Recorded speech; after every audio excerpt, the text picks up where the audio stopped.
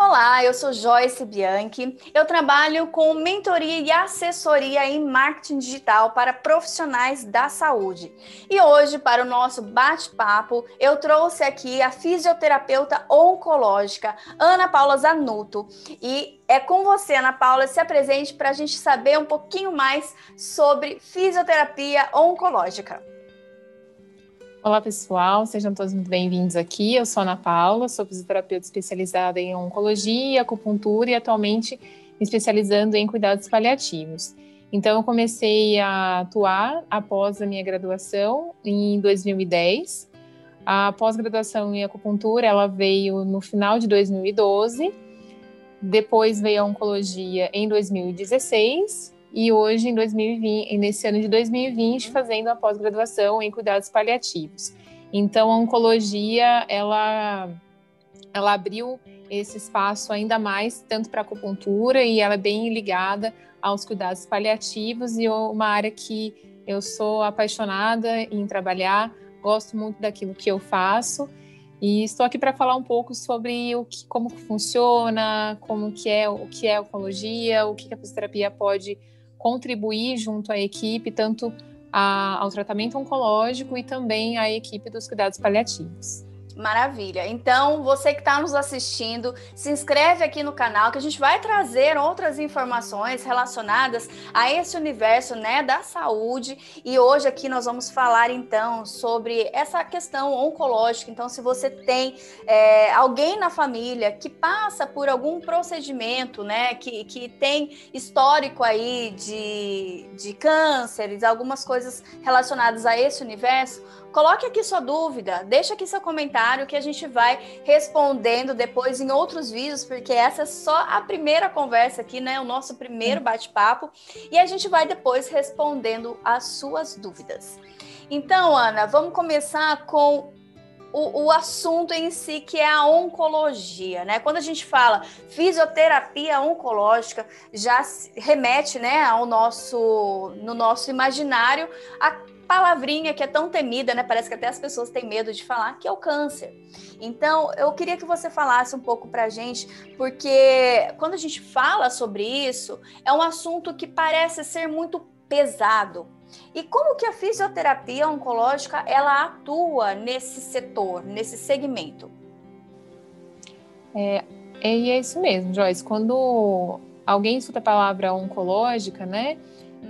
Já vem automaticamente a palavra câncer, e às vezes a pessoa ela não consegue, nem o familiar, nem o paciente, falar câncer, falar aquela doença, aquela coisa, e é difícil mesmo conectar a doença, enfim. E aí gera um sofrimento muito grande para todas as pessoas que estão envolvidas e próxima à pessoa que foi diagnosticada.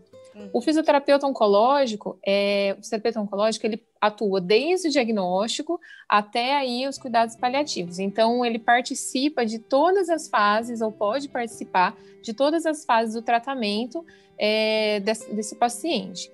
E uma coisa que é bem interessante é que o fisioterapeuta, ele não fica somente no acompanhamento, no acolhimento do paciente, mas ele vai estar em contato direto com o familiar ou quem vai estar acompanhando essa pessoa que vai estar em tratamento em todos os momentos da fisioterapia. Como você disse, né? É algo que atinge os familiares também, né? O sofrimento, vamos dizer assim, ele acaba unindo toda a família, né? Os parentes mais próximos que vivenciam a doença com o paciente. E nessa questão de sofrimento, como que o fisioterapeuta ele pode auxiliar, seja o paciente ou também os familiares, como você disse, né? Vocês apresentam um suporte aí para essa família. Em que sentido, mais especificamente do sofrimento ali, vocês conseguem auxiliar família e paciente? Quando a gente fala de sofrimento, a gente fala em dores, né? Então, cada ela vai ter a sua em específico. Certo. Então, quando a gente fala em dor, a gente fala, na verdade, em dor total. Então, o que seria a dor total? É a dor física, psíquica, espiritual e social. Então, quando a gente fala de cada uma dessas dores, se a gente pensar em dor social, a gente pensar num pai de família que é o provedor, ele vai tendo perdas sociais. Então, todo aquele papel que ele tinha, né, com o diagnóstico, dependendo aí de como está o estadio dessa doença, o avanço dessa doença, ele vai perdendo alguns papéis. Pode ser que esse papel ele seja perdido momentaneamente, ou ele pode ser aí tendo perdas ao longo do tratamento. Sim. Se a gente pensar numa mulher que foi diagnosticada com câncer de mama, quais são as perdas dela? Então, é aquela mulher que ela tinha um papel dentro da casa dela e naquele momento ela não vai poder fazer mais. E aí ela vai vivenciar alguns momentos de perdas e possibilidades. Então, tem uma frase importante que o amor e a perda, eles estão na face de uma mesma moeda. Né? Então, a gente trabalha, por que o fisioterapeuta ele precisa saber de tudo isso? Para que quando esse paciente chegar, a gente entender, na verdade, quais são as reais demandas desse ou dessa paciente. Então, às vezes ele vem com um quadro de uma dor que a gente fala miofacial, né, de músculos e fáscias, que são estruturas do nosso corpo, mas aí a gente entender que o que está por trás de todas essas dores, né? Então, algumas dores crônicas, que às vezes o paciente já tem, mas devido a esses sofrimentos de perda, esses momentos de luto, e até um filme que eu gosto bastante, que é o Divertidamente, que ele fala dessas emoções. Então, como que o fisioterapeuta ele vai lidar com as suas próprias emoções, assim como qualquer pessoa da equipe, para poder validar a emoção do paciente, do familiar, para a gente entender qual que é a dimensão desse sofrimento, para a gente conseguir conectar, acessar e tratar, sim, as dores físicas, mas entender da onde parte essas dores. Então, como que a gente trata uma dor física, por exemplo, de uma dor nas costas, de uma dor lombar, que ela pode ser uma dor crônica e ela pode estar num momento de agudização, né, num momento de dor aguda dessa dor crônica, se a gente não entender a complexidade que é essa família que está vindo até nós. E a gente pode, Joyce, fazer também... às vezes a gente não é o psicólogo da equipe, mas a gente, como profissional da saúde, nessa questão do cuidado, a gente entender que em certos momentos do tratamento, às vezes vai rodar, né? Às vezes eu vou fazer um papel do psicólogo, não porque eu não tenho as competências que o psicólogo tem, sim. Mas eu posso acolher. Então, o fisioterapeuta, assim como qualquer membro da equipe, né? Que é uma equipe grande, a gente entender dessa questão de sofrimento, para a gente poder, por exemplo, mas o paciente não quer passar no psicólogo, mas ele tem que passar. Sim, às vezes ele realmente teria pelas demandas, mas a gente pode fazer essa ponte, né, para acessar o paciente e levar talvez essas questões mesmo do próprio profissional, para a gente conseguir tratar dessas dores físicas, enfim, como eu já comentei, para a gente conseguir dar o maior cuidado para o paciente e também para essa família. E você mencionou uma palavra bem importante, que foi acolher, né? Eu acho que é muito importante o paciente ele ser assistido como um todo. Ok, ele recebeu a notícia, ele tem uma doença que em alguns momentos ela não tem mais como ser tratada, né? Já está num estágio avançado.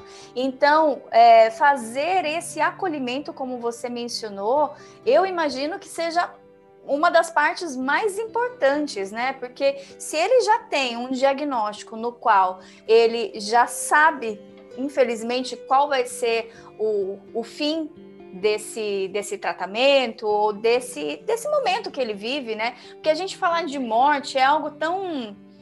Pode parecer pesado, mas é a única coisa que a gente tem realmente certeza, que um dia nós vamos morrer. Mas a gente passa a vida inteira e nunca está preparado para esse momento, né? Então, esse momento, essa palavra que você disse, me remeteu muito a isso, né? O acolhimento dessa pessoa. Óbvio, a gente está falando aqui de uma pessoa que já está num estágio terminal, né? E me fala como que é isso na prática, como que é esse acolhimento por parte de vocês?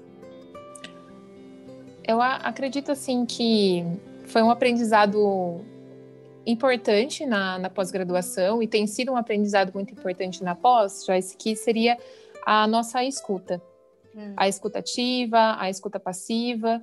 A escuta, ela é esse acolhimento. Então, às vezes a gente quer dar algum conselho, ou às vezes alguma coisa que fortaleça mais essa pessoa, né? Digo, paciente familiar, e às vezes ele não quer nada. Ele quer ser escutado. Ele não quer... Porque, assim, existem momentos que a gente vai abordar o paciente, que a gente vai falar mais. Sim. Então, e tem momentos que a gente vai escutar e tem momentos que vai ser silêncio total. Entendi. E essa questão do silêncio, ela também é acolhedora. Porque fica assim, nossa, mas eu não vou falar nada? Não, às vezes você não vai realmente falar nada, né? Porque às vezes o paciente vai respeitar, porque assim, às vezes a gente tem que ver até que ponto o paciente, ele tem estruturas internas para dar conta daquilo. Quando a gente, por exemplo, passa uma informação, então às vezes não é um paciente já em fim de vida, porque existe uma diferença entre terminalidade, em fase final de vida e processo ativo de morte. Ah, legal. Né? Então isso daí já anota que a gente vai fazer um outro vídeo sobre isso. O próximo bate-papo. Né? Porque existem existem essas diferenças. E o profissional que trabalha da saúde, né? Talvez aí nos cuidados paliativos a gente tenha mais contato com isso, porque não é algo que é falado durante a nossa graduação, e isso faz diferença. Por quê? Porque o que vai ser útil ou não vai ser útil em cada momento. Entendi. Né? E às vezes a fisioterapia, que eu digo, a gente vai falar assim, tá, mas em que momento eu vou optar por determinada técnica, ela vai ser útil. Às vezes ela é meramente assim para dar conta de uma demanda do profissional. Certo. E o acolhimento que você falou é isso. Às vezes é essa escuta ativa, essa escuta passiva. Dentro dos cuidados paliativos existem, o que eu venho aprendendo, existem algumas técnicas de comunicação, existem conversas que são realmente difíceis. Quando que a gente entra numa conversa difícil com o paciente, e assim, a gente pensar que, mas o que são essas conversas difíceis? Então, assim, existem algumas dúvidas que parte do paciente ou parte do familiar ou de quem está acompanhando. Então, a gente fala assim, notícias difíceis. Então, às vezes a pessoa está com um edema, na verdade, um linfedema, que seria um edema assim, crônico, um linfedema já de caráter maligno, né, que já está com uma doença com bastante invasão. Então, mas meu braço vai ficar assim mesmo? Você acha que ele vai ficar assim? Então, assim, olha... Os inchaços, pode ser... né? Falando aqui, para quem não entende, são os inchaços. Os inchaços, quando o braço fica muito grande, fica pesado, começa a desarticular algumas estruturas, né? Ficar dolorido, então começa com dores, enfim. Então, tudo isso... a gente começa a acolher o paciente porque vem uma demanda de muita dor. Sim. Né? E aí, mas ele não aceita, ele tá negando. Aí a grande pergunta, né? Quem aceita? Então aí você valida, olha, você entende, eu entendo que realmente é difícil. Então vamos, mas como que você entende, né? Porque outras pessoas já passaram por isso, não que eu tenha passado. Então, essa questão do acolhimento é você falar, olha, nós estamos aqui realmente, e estar ali por inteiro para o paciente, né? Para você e diferenciar já isso para assim, essa questão de validar as minhas emoções, entender que o profissional da saúde ele tem os lutos internos, né? Que quando a gente está com um paciente grave, que eu fico triste, entender que eu fico triste quando o paciente não consegue evoluir, uma tristeza assim de você ter compaixão pelo outro, que é diferente de empatia, porque empatia é você ficar triste pelo outro e você misturar suas emoções porque você não entende o que está acontecendo com você. Entendi. E aí verdade, você vai nem pode, né? Porque senão como que você vai dar sequência ali com o tratamento da pessoa? Porque as coisas vão se perdendo. E aí um tema para uma outra live, não sei, outro assunto, é a gente falar sobre a síndrome de burnout, né? Que, assim, esse cansaço do cuidador, né? Que a gente também tem. do cuidado. Então, o profissional da saúde precisa estar bem ligado sobre isso e se cuidar também, que é um tema bem importante. Então, assim, essa questão, o acolhimento que a gente tem para essa família é essa, a gente entender quais são, o que a gente precisa cuidar, não usar medidas fúteis, acolher de verdade, ter uma boa escuta.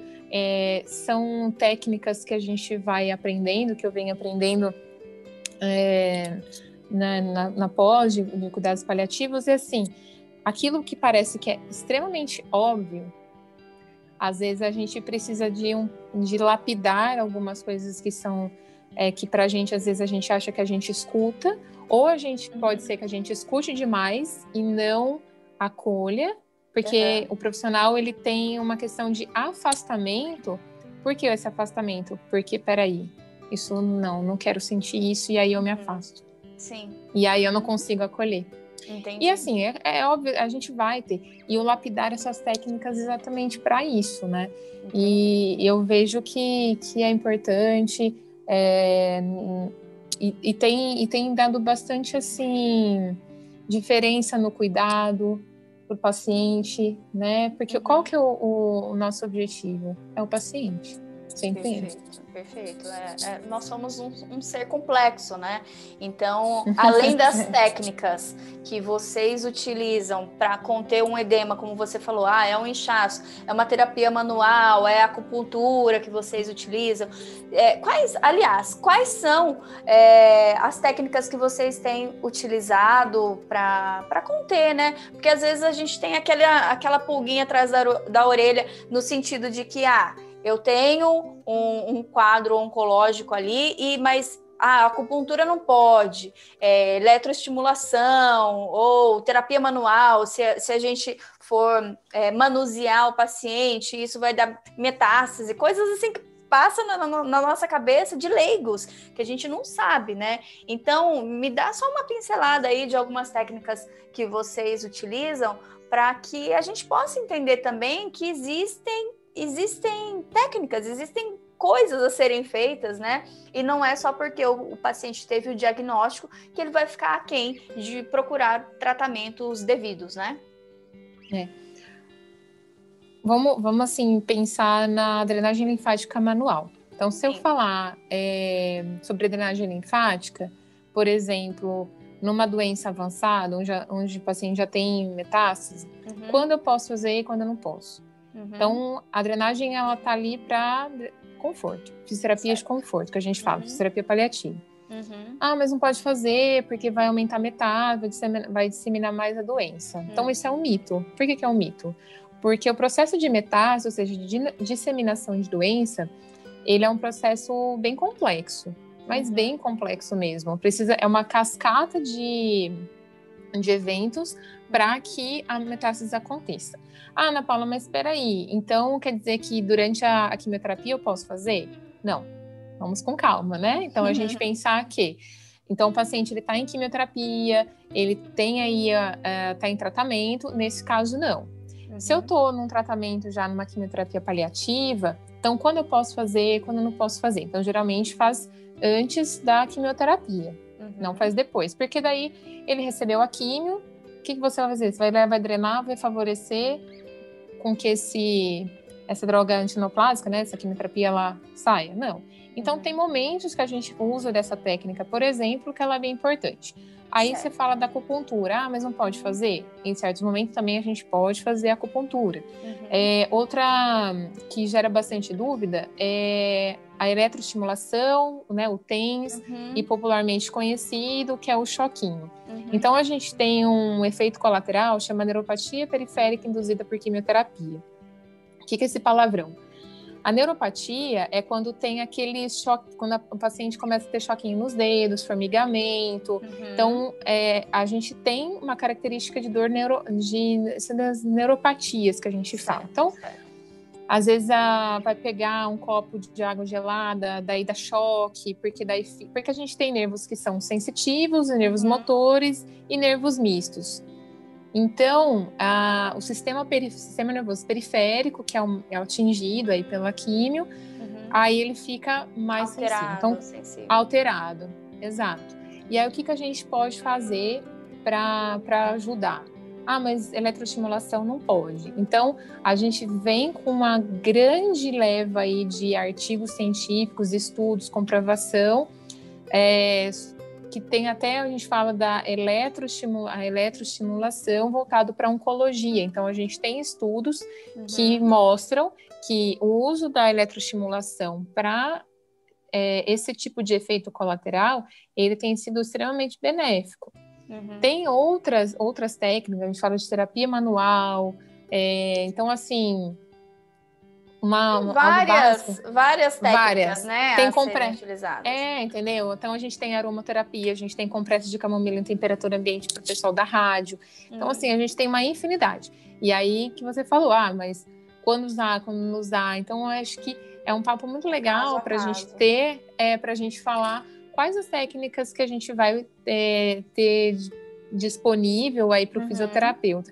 E numa live, assim, que anteriormente que a gente fez, e isso vem de dúvidas mesmo, que a gente pensar, por exemplo, em cuidados paliativos, nossa, mas o que a gente vai fazer de cuidados paliativos? A gente vai se manter com as mesmas técnicas que o fisioterapeuta tem, só que a gente vai pensar quando vamos usar e quando isso vai se tornar fútil. Então, não tem análise, nada assim, né? Todo um estudo do paciente para saber o que usar, quando usar e para o que, né? Para qual finalidade. Qual finalidade, exato. Não, perfeito. Então, a gente vai entrar nesse assunto num próximo vídeo para tirar os mitos. Vamos chamar assim, a gente vai desmistificar vários tratamentos aí que as pessoas podem, né, tá fazendo, o que de fato é o cuidado paliativo. Então anota aí que a gente vai voltar com esse tema para trazer muito mais informação para você que tem esse quadro, né, de algum câncer, esse quadro oncológico mesmo, ou se você tem dentro da sua família pessoas que precisam dessa informação, porque nosso objetivo aqui é levar informação de qualidade para você que tem necessidade dela. Então, Ana, eu agradeço muito esse nosso primeiro bate-papo e a gente vai voltar com mais informações. Então, deixa aqui suas dúvidas, mostra pra gente quais mitos você já ouviu e que a gente vai trazer no próximo vídeo para sanar todas essas questões e poder te auxiliar no seu tratamento, tá? Muito obrigada, Ana, e a gente volta no próximo vídeo.